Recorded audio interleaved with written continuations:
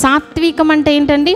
మోషే గారి గురించి మనకు తెలుసు. ఇందాక మనం చెప్పుకున్నాం, ఇశ్రాయేలుని నడిపించడానికి దేవుడు ఎవరిని ఎన్నుకున్నారండి?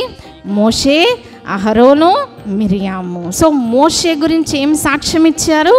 మిక్కిలి సాత్వికుడు. వాళ్ళంట ఇశ్రాయేలీలకు కోపం వచ్చినప్పుడు నీళ్లు లేకపోయినా, ఆహారం లేకపోయినా, ఏమన్నా తేడా జరిగినా ఏం చేసేవారంట? వెంటనే రాళ్ళు పట్టుకునేవారు. నేను చంపేస్తాం. ఎలా ఉంటుందండి అప్పుడు? ఎంత ఫ్రస్ట్రేషన్ ఉంటుంది. కానీ మోషే ఏం చేసేవారట?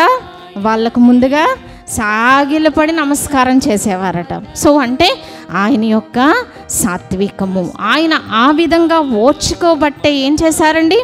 20 లక్షల మందిని అన్ని సంవత్సరాలు కూడా కనాను దేశానికి నడిపించగలిగారు. అలాగే మనకు కూడా ఏముండాలట? సాత్వికము. మన కుటుంబాన్ని నడిపించుకోవడంలో సాత్వికం ఉంటుంది. మన సంఘములో తోటి విశ్వాసుల ఎడల కూడా మనం ఎలా ఉండాలట? సాత్వికముతో కూడిన మరి సంపూర్ణ వినయముతోనూ సాత్వికముతోనూ నడుచుకోవాలని పౌలు గారు ఇక్కడ బతిమలాడుకుంటూ ఉన్నారు.